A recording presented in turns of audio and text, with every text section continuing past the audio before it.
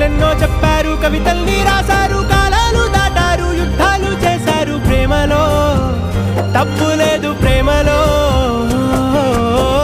వేల వేల వెన్నెలంత నీదవాలి వెలుగునంత మోయమంటే నేను ఎంత రే.